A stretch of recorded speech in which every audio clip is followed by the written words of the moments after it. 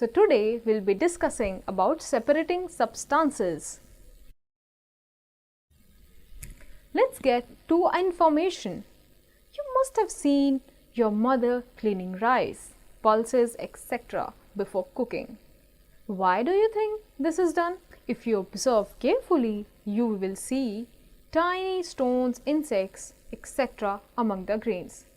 These need to be removed before the food is cooked. In the same way, before we use any substance, it is necessary to separate harmful or non-useful components that may be mixed with it.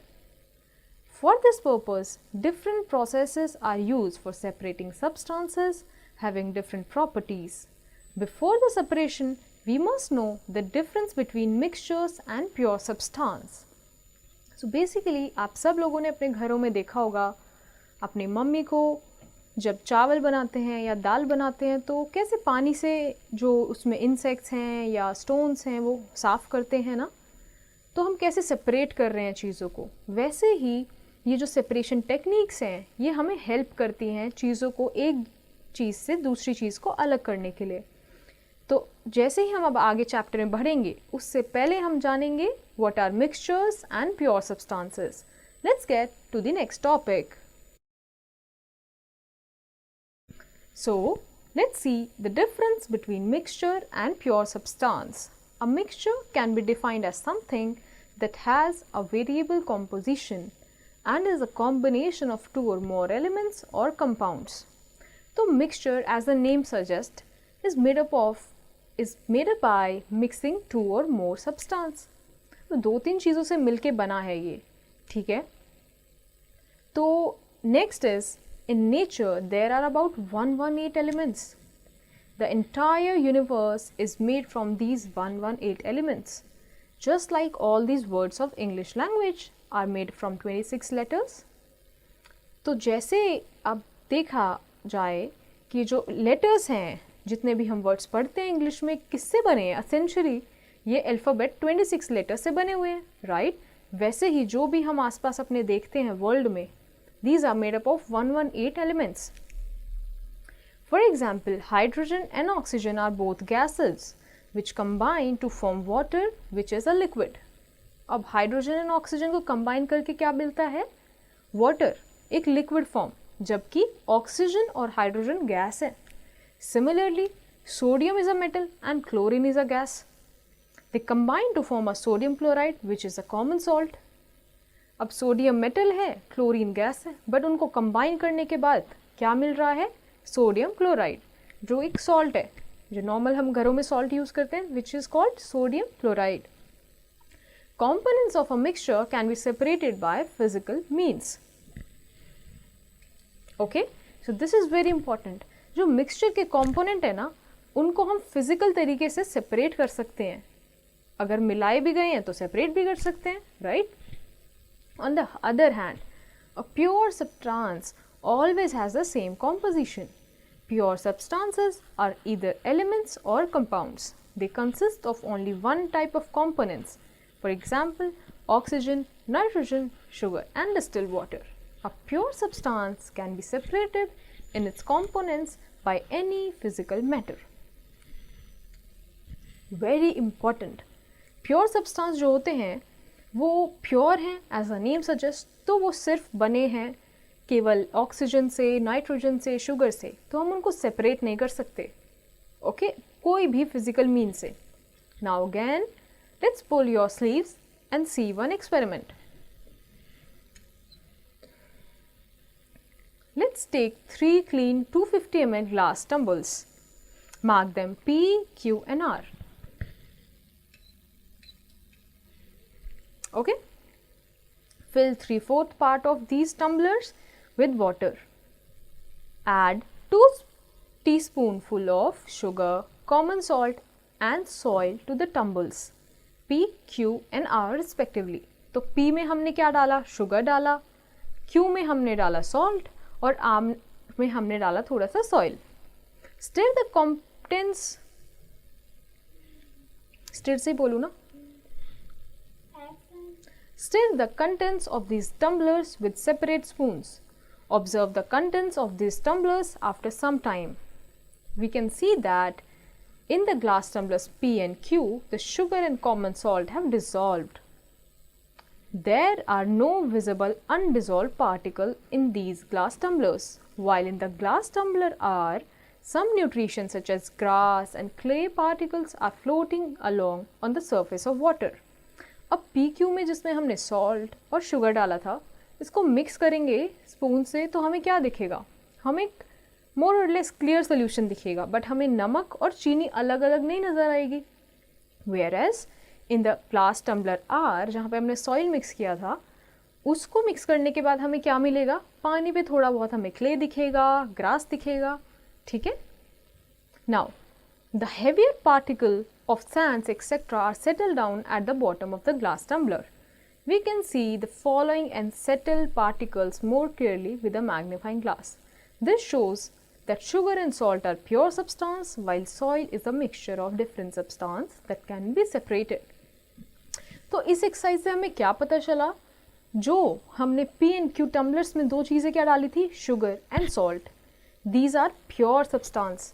तो क्या हम किसी भी physical method से P और Q में जो हमने शुगर डाली है और सॉल्ट डाला है उसको निकाल सकते हैं वापस? नहीं निकाल सकते. Okay.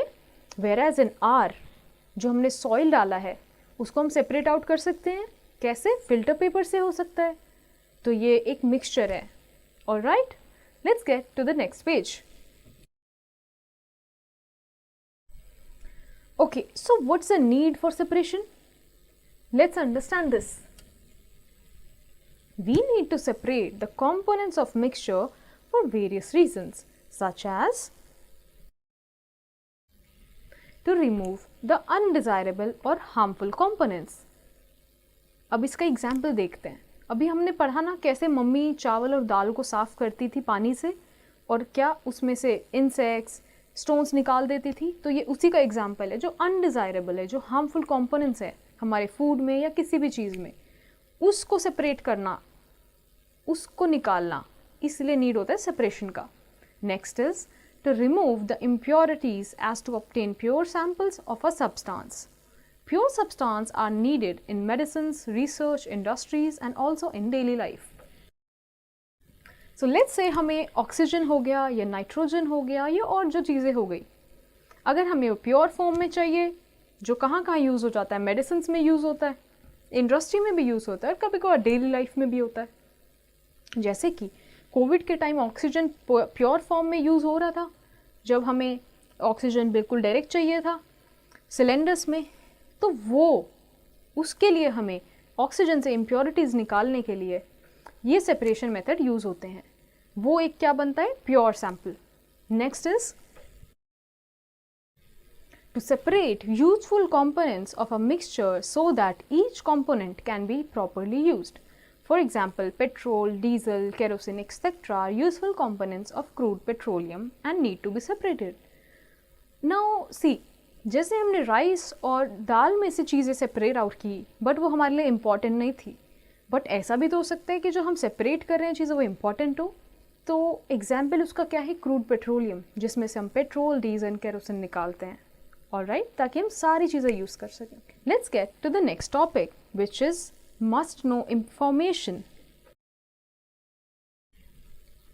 It is obvious that during the process of harvesting of crops, food items are mixed with impurities like dust, husk, and small stones.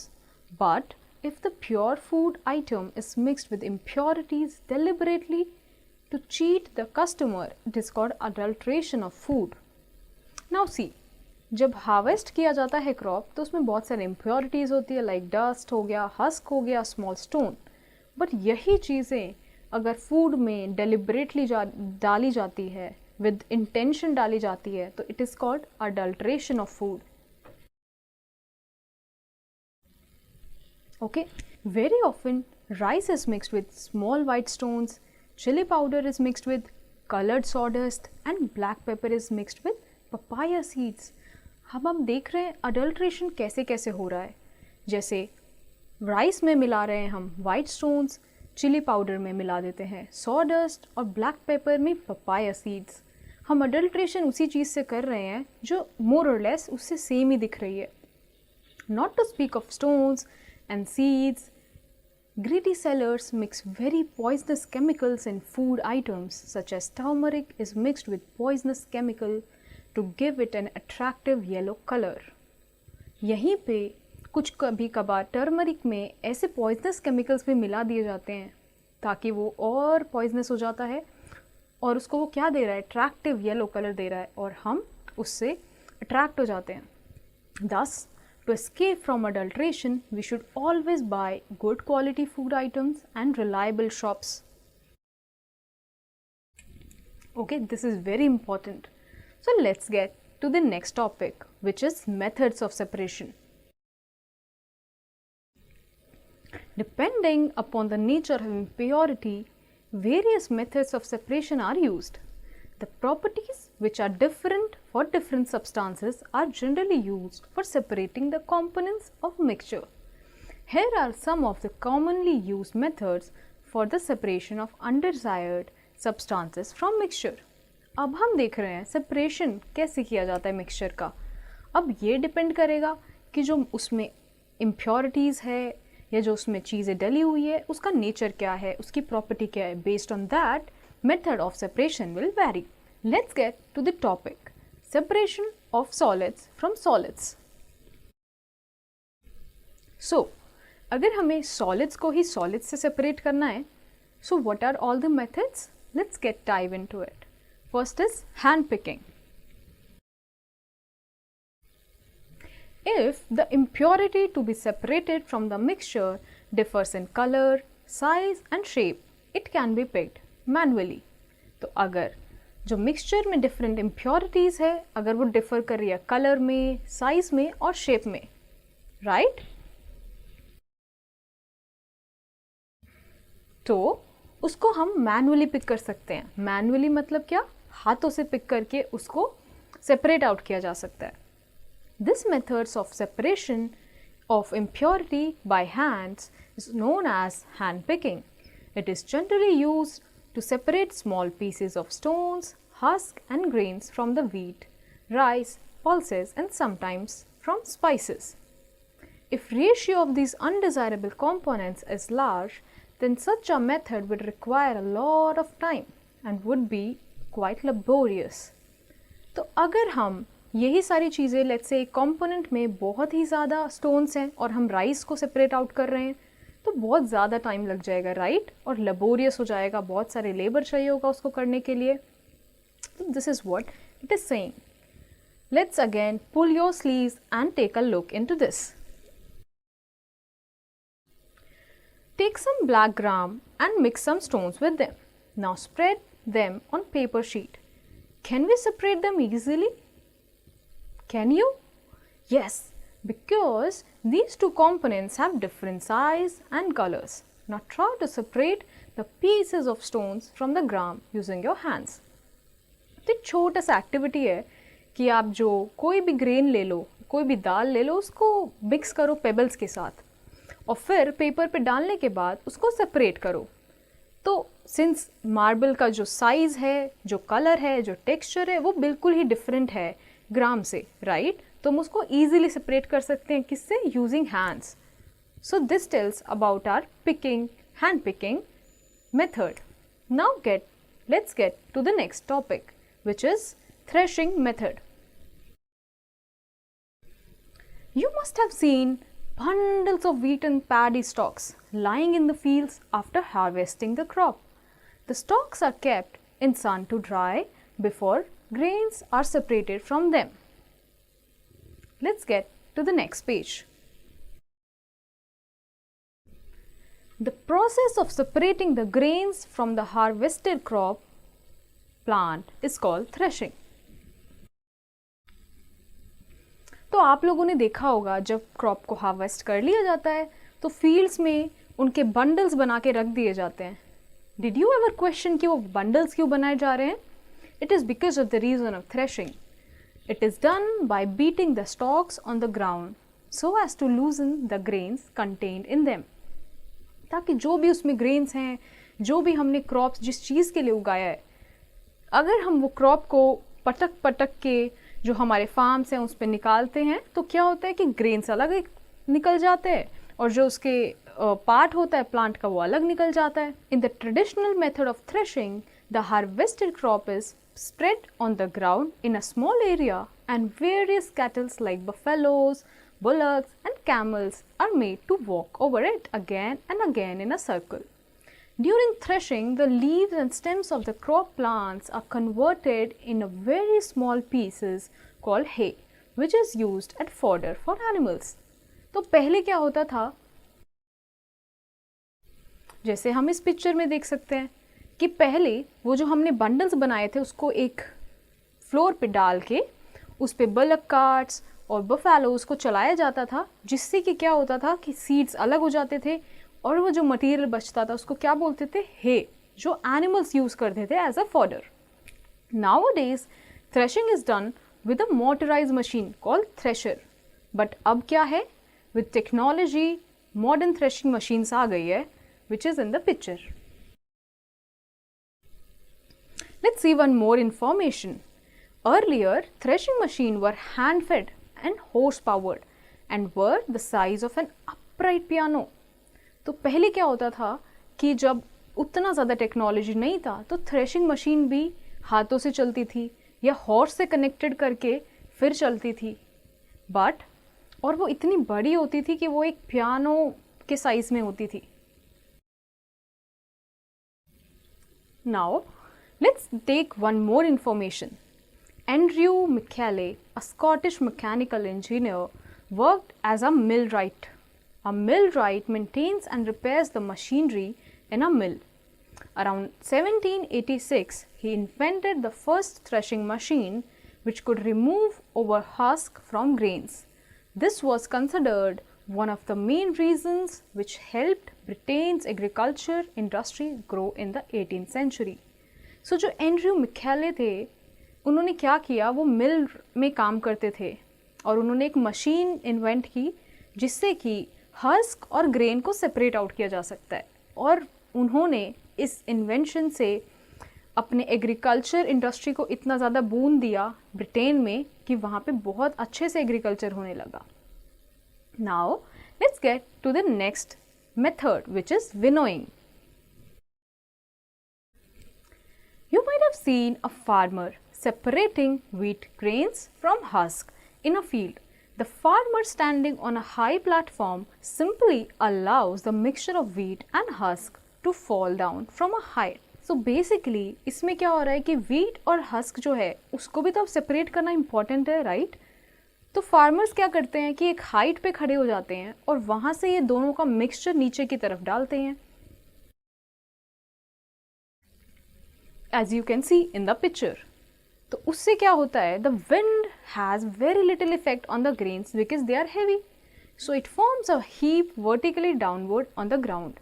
The husk being light is blown away from the wheat and forms a heap at a distance away. Now see, it is very simple. Grains heavy है और जो husk है वो light weight है. तो जब हम ऊपर से नीचे डालते हैं तो हस्क एक अलग ही, उस पर विंड का प्रेशर लग के वो अलग ही सेपरेट आउट हो जाता है, जबकि नीचे सिर्फ ग्रेन पड़ता है. So the process is known as winnowing. It is used to separate heavier and light components of a mixture by wind or by blowing air. You might have seen the process of winnowing being used at home or a flour mill, आटा चक्की which is also known as. तो आप लोगों ने देखा ही होगा ऐसे हम लोग winnowing करते हैं. Okay, now let's find an answer to a question. Can the separated husk be used for anything else? क्या आपने सोचा है जो हस्क बन जाता है, जो हस्क बच जाता है, उसका कुछ यूज हो सकता है? Keep thinking about it. Okay, this is your homework. Now let's get to the review. So, based on your understanding of the concepts, you will try to answer these questions in your homework. And now let's get to the next page. Next method is sieving. Sieving is done to separate solid constituents of a mixture which differs in their size. In this process, the mixture is passed through a sieve. The particles smaller than the holes of the sieve, fall down and the bigger ones remain on it. अब आपने देखा होगा, जैसे कि ये picture में भी दिखाया गया है, जब घर में आटे को सीव करते हैं तो कैसे जो आटा होता है वो नीचे चले जाता है और जो उसमें इम्प्योरिटीज़ होती है या हस्क पार्टिकल होते हैं वो ऊपर ही सीव में रह जाते हैं. Depending upon the types of particles to be separated, sieves of different holes size are used. For example, small and fine sieves are used in the kitchen to separate bran from the floor, while bigger sieves are used at the construction site to separate stone from sand. Kitchen का तो हमने example अभी देखा ही, वैसे ही construction site पे भी सीव होता है, बट उसका साइज अलग होता है, उसका साइज इनफैक्ट बड़ा होता है ताकि वो स्टोन और सैंड को डिफ्रेंशिएट कर सके. Alright, now pull your sleeves up again. Bring a sieve and a small quantity of flour from home to the class. Sieve the flour to separate any unwanted substance from it. Now, make a fine powder of chalk pieces and mix it with the flour. Can you separate the flour and the powdered chalk by sieving? So basically, आपको क्या करना है कि थोड़ा सा आटा घर से लेके आना है और उसको सीव से आपको सेपरेट आउट करना है जो भी अनवांटेड पार्ट है. अब क्या करना है, जो पाउडर का चॉक पाउडर होता है उसको और आटे को मिक्स कर देना है और फिर ट्राई करना है सीव करना है वापस. So now you have to see that are you able to separate out the chalk powder and the flour. Okay, let's get to another information. The bigger particles in wheat bran are fibers. These act as roughage and are very important for the digestion of food. तो जो मोटा वाला part होता है wheat का जो बच जाता है जब हम सीव करते हैं, which is called fiber, and it is very important for the digestion of food, and it is called roughage. Now let's get to the next topic, separation of insoluble solids from liquid.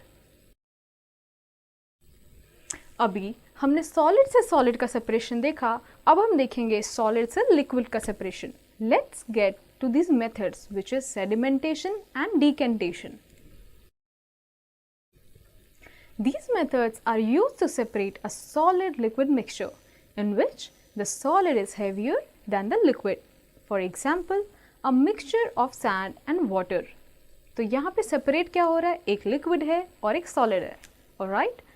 If you allow the mixture to stand still for some time, the solid will settle down and the bottom and the liquid will remain over it. This process is called sedimentation. अब आप इसको एक बहुत example से समझ सकते हो. Let's say आप एक बीकर है, उसमें आपने सैंड मिलाया और पानी डाला. तो अब after some time the soil will settle down on the surface, right, जैसे इस पिक्चर में हुआ है. इस प्रोसेस को हम क्या बोलेंगे, सेडिमेंटेशन. इसमें जो हैवी पार्टिकल सॉइल के थे वो नीचे सेटल डाउन हो गए और पानी ऊपर क्लियर बच गया. Alright, the liquid above the sediment is known as the supernate liquid. अब जो ऊपर जो लिक्विड बच गया उसको क्या बोलते हैं, supernatant liquid. After sedimentation, decontamination is carried out by pouring out the supernatant liquid carefully into the another vessel, leaving behind the sediment. In the laboratory, you may pour out the liquid using a glass rod to avoid spilling. तो अब जो पानी बच गया वही तो हमारे काम का था, वही हमें निकालना था. तो अब हम नेक्स्ट क्या करते हैं, उस पानी को स्लोली दूसरे कंटेनर में डाल लेते हैं. तो उसको क्या बोलते हैं, decontamination. Alright? Now let's move to the next information. Decantation can also be used for separating two immiscible liquids such as oil and water. Such liquids do not mix with each other and appear in a separate layers. Basically, this technique can also be used to separate oil and water. जैसे oil and water mix नहीं होते तो ये method हम use कर सकते हैं ऐसी चीजों को भी सेपरेट आउट करने के लिए. Let's pull your sleeves up again. Take about 25 ml of cooking oil and about 25 ml of water and mix them together in a beaker of 100 ml. Now, stir the liquid with a glass rod. Now keep the beaker undisturbed for some time and observe. Cooking oil forms a separate layer above the water. Now, separate this upper layer of oil by the decantation process. तो basically आपको same amount of liquid और same amount of oil लेना है, एक beaker में डालना है और उसको मिक्स करना है. मिक्स करने के बाद you will observe that oil का जो लेयर है वो पानी के ऊपर बन के आए, राइट? अब डिकेंटेशन मेथड से आप इसको रिमूव कर सकते हो. So let's get to the next page. Now you must know this very important information. Sometimes the suspended particles of solid in a liquid are very fine. They take a very long time to settle down. For example, the particles of clay in muddy water are very fine and their sedimentation takes a very long time. हमने देखा होगा जब हम soil को पानी में mix करते हैं तो उसके पार्टिकल्स बहुत छोटे होते हैं. पानी में घुलने के बाद वो नीचे सेटल डाउन होने में बहुत टाइम लगते हैं. इन loading a piece of alum is stirred into the water. As the alum dissolves, it sticks to the fine clay particle and makes them heavier. Then they settle down quite easily. तो अगर हम alum भी डाल दें तो वो क्या होगा कि जो particles हैं जो बहुत टाइम ले रहे थे स्टिक होने नीचे की तरफ, अब वो थोड़ा क्विकली हो पाते हैं. You may have observed after a shower of rain the sky becomes very clear. It is because the dust particles in the air gets loaded by the raindrops and settles down, leaving the air clean and fresh. अब आपको समझ आया कि कैसे बारिश के बाद आसमान इतना साफ दिखता है, क्योंकि जो भी डस्ट पार्टिकल्स जो हम देख नहीं पाते बट एनवायरनमेंट में होते हैं उनको रेन ड्रॉप अपने साथ हैवी बना देती है और फिर वो नीचे जल्दी सेटल डाउन हो जाते हैं. Okay, let's start with the topic filtration. You must have seen in your home that after preparing tea, it is passed through a strainer, wise mesh, to separate tea leaves from tea. Since tea leaves are bigger than the holes of strainer, they are retained on the strainer, which works as a filter. This act of passing a liquid through a filter or a piece of equipment in order to remove particular undissolved substance is known as filtration. Filtration is used to separate solid impurities from liquid, as you can see in the image here. जैसे जब हम घर में चाय छानते हैं तो कैसे जो भी उसमें impurities होती है या फिर जो solid part होता है कैसे वो स्टेनर पे रह जाता है, राइट? और बाकी जो लिक्विड पार्ट है वो नीचे आ जाता है स्टेनर के. So this process is called filtration. Many materials such as cotton, glass, wool, sandpaper and filter paper can be used as filters. These are the example of filters. The choice of filter depends upon the size of particles of the impurity to be removed. The important application of filtration is the purification of water for drinking. In our homes, schools and offices, especially water filters are used to purify tap water. अब जैसे आप लोगों ने schools में अपने घरों में देखा होगा हम फिल्टर यूज़ करते हैं, water filter, to remove the impurities from the water. तो these filters contain a porous pot made of ceramic that act as a filter. When water passes through the porous pot, the solid impurities are left behind. The water filtered became fit for drinking. अब इससे help क्या हो रहा है? ये technique से जो भी इम्प्योरिटीज़ है वो स्टेनर पे ही रह जाती है और हमारे पास फिल्टर्ड वाटर, ड्रिंकिंग वाटर हमारे पास आता है. Now let's start with an experiment. The aim of this experiment is to separate water from a mixture of chalk and water using the method filtration. अभी जो हमने पढ़ा उसी का हम practical implication देखते हैं. What are the materials required? We will need mixture of chalk and water, 2 beaker, funnel, filter paper, glass rod and iron stand. Let's get to the methods now. First, fold a circular filter paper to make it a semicircle. Second, fold it again and open the folded paper in such a way that it forms a cone. What you have to do is fold the filter paper in such a way that it becomes a cone. Alright? ताकि जब आप उसमें पानी डालो तो वो नीचे already stand हो जाए. ओके तो वहाँ पे एक स्पेस बनना चाहिए पानी डालने के लिए. Now the next step, take the mixture of chalk and water in a beaker. Next, place the cone prepared from the filter paper in the funnel and place it in an iron stand. Next, pour the mixture slowly on the filter paper with the help of glass rod. Now, जो आपने कोन बनाया था, अब उसमें chalk और water का mixture डालना है जिससे कि पानी नीचे चले जाएगा और नीचे जो पानी है उसको भी आपको एक बीकर में लेना है. Next we will study the analysis part. You will analyze that water collected in the beaker is clear and clean. तो जो हमने नीचे water collect किया, you will see that the water will be clean and clear without the chalk particles. So what's the inference out of this experiment? Thus, water is separated from the mixture of chalk and water by filtration. इससे हमें समझ आया कि filtration के process से हमने chalk और water के मिक्सचर को सेपरेट आउट किया. Alright, let's move to the next page. So there is one point to notice that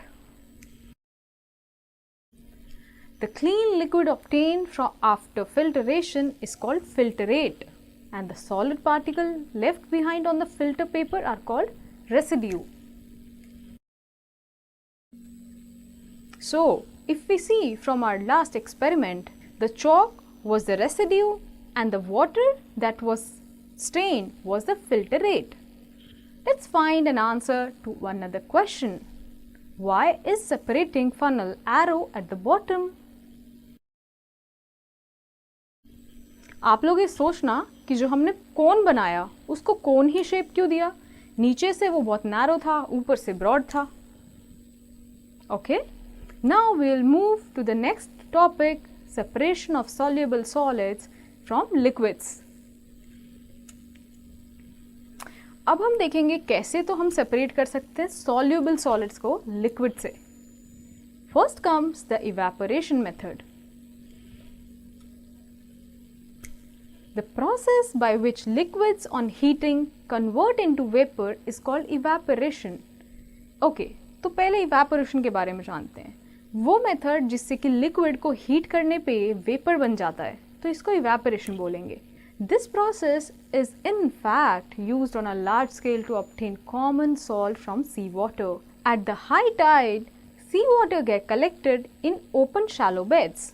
these shallow beds are called lagoons. In the sun's heat the water evaporates and salt is left behind. The salt is then collected in heaps. Evaporation का एक बहुत अच्छा example है सी. सी से जब हम नमक निकालते हैं तो वो कैसे निकाला जाता है, that shows the process of evaporation. कैसे एक लैंड पे जब हाई टाइड्स होती है और पानी भर जाता है सी वाटर जिसमें नमक होता है और तब सन की रेज उस पर पड़ती है, वो इवेपोरेट हो जाता है, मतलब कि लिक्विड उसमें से हीट अप हो जाता है और उड़ जाता है. तो सिर्फ केवल नमक बचता है जिसको हम बोलते हैं क्या process, evaporation. Next comes the distillation. Distillation is the process of obtaining pure liquid from the mixture is called distillation. अब mixture से pure liquid निकाल सके उसको क्या बोलेंगे, distillation. Different liquids have different boiling points. Once a liquid boils, it starts evaporating.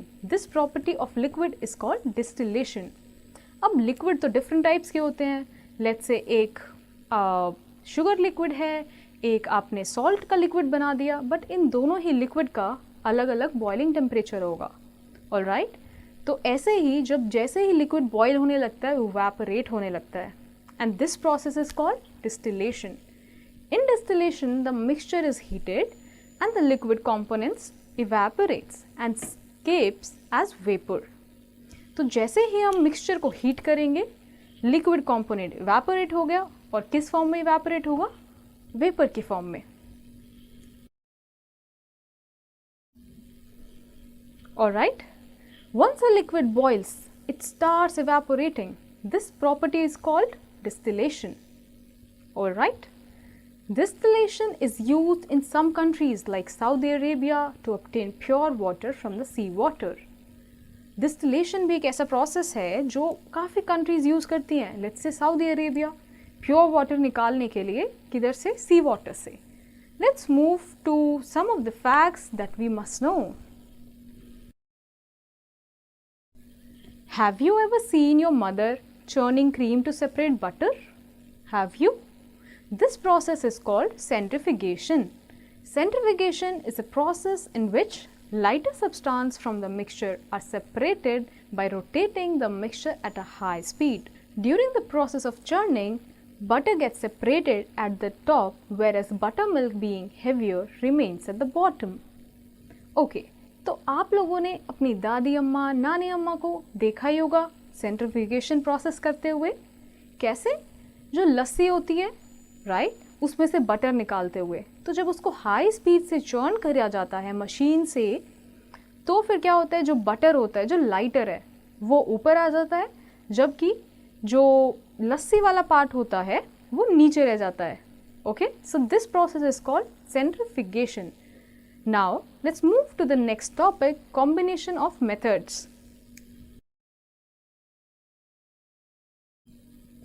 There are several methods by which simple mixture can be separated in a single step, but there are some mixture that cannot be separated by a single method. Such mixtures would need a combination of 2 or more methods for complete separation.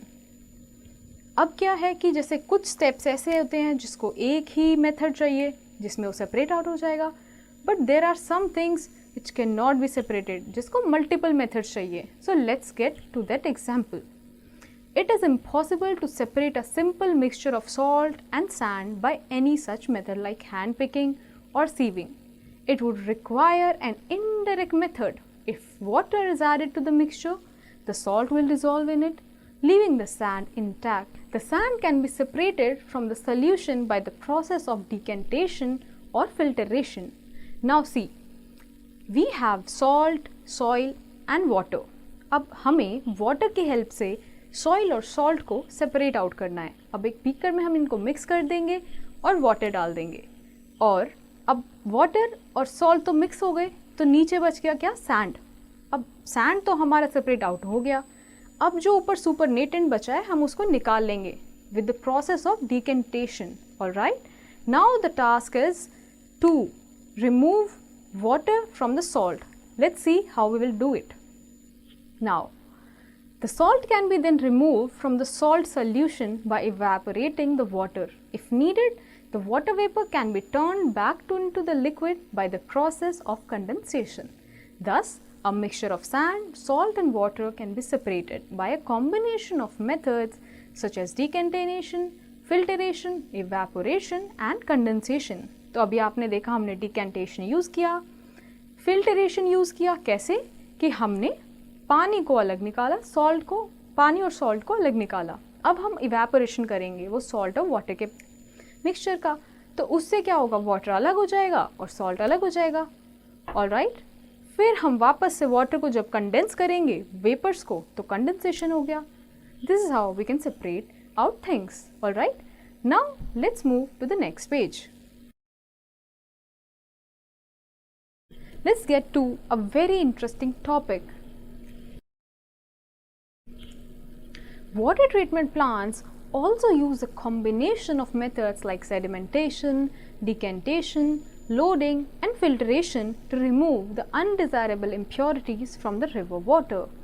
ये जो भी हमने methods पढ़े like sedimentation, decantation, ये daily basis पे water treatment plants में भी use होते हैं to separate out impurities from the river water. Once the water arrives at the plant, it is rapidly mixed with the aluminium sulfate, alum. तो water जैसे ही plant में, जो water treatment plant है वहाँ आता है, वैसे उसको aluminium sulphate which is also known as alum, उससे मिक्स कर देते हैं. तो उसका हेल्प क्या है, उसका यूज़ क्या है? Let's get to it. that helps the impurities stick together to form a bigger particle. Next, the water flows into the sedimentation basins where the heavy particles sink to the bottom and are removed. तो basically alum से क्या होता है, alum से जो impurities होती है वो एक दूसरे को स्टिक कर लेती है और वो एक बड़ा पार्टिकल बना लेती है. अब अगर बड़ा पार्टिकल है तो उसको रिमूव करना भी ईजी होगा, राइट? तो सेडिमेंटेशन बेसिन्स में वो पार्टिकल, हैवी पार्टिकल सिंक हो जाते हैं नीचे और उनको रिमूव कर दिया जाता है. Now the water travels through the filters made of sand and gravel. Filtration removes any remaining microscopic particles. Finally, the water is disinfected to protect it against bacteria by chlorination. तो अब देखो, बड़ा वाला जो हमारा पार्टिकल था impurity का वो तो रिमूव हो गया.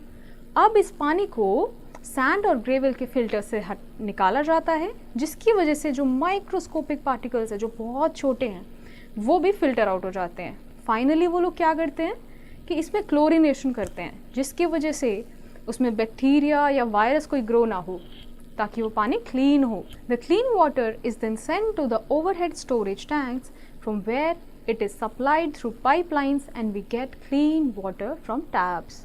पूरा चीज़ हमें देख के क्या इतना अच्छा समझ आया ना कि कैसे हमारे घरों में साफ पानी पहुंच रहा है through water treatment. Okay, now let's get to the word finder. Based on our reading from the chapter, we have few words. Let's understand those words even more deeply. Mixture, a combination of two or more elements or compound. Husk, dry outer covering of grains. Crude petroleum. It is the liquid which is dug out deep inside the earth. Sieve, a plate with many holes used for sieving. Threshing, it is a process of beating harvested crop to separate seeds from the husk. Now comes the winnowing. Winnowing is a process of separating lighter husk from the heavier grains of wind. Now, sedimentation.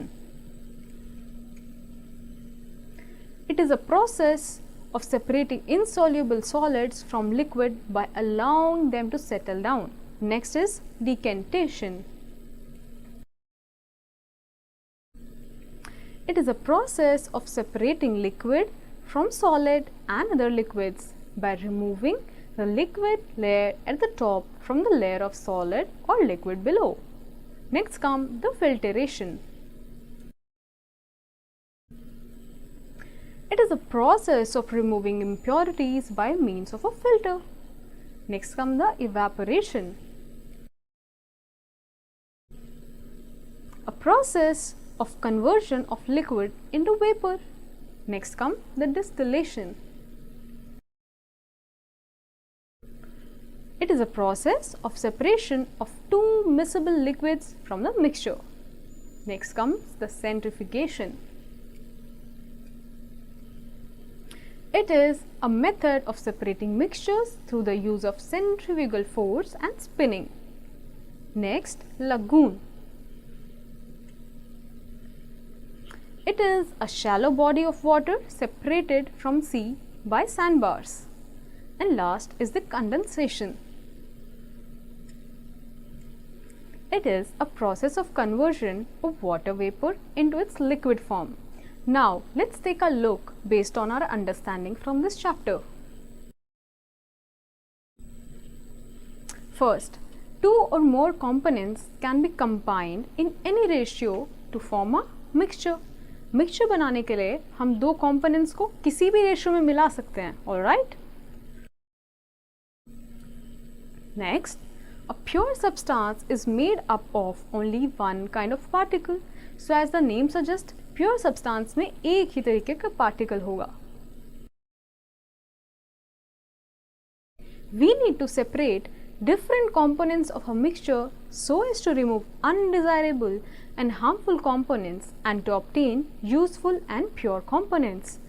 तो हमें कुछ components ऐसे होते हैं, कुछ mixtures ऐसे होते हैं जिसमें अनडिज़ायरेबल और हार्मफुल कंपोनेंट्स भी होते हैं, तो उसको निकालने के लिए हमें प्योर कंपोनेंट भी एक्सट्रैक्ट आउट करना पड़ता है. ऑलराइट,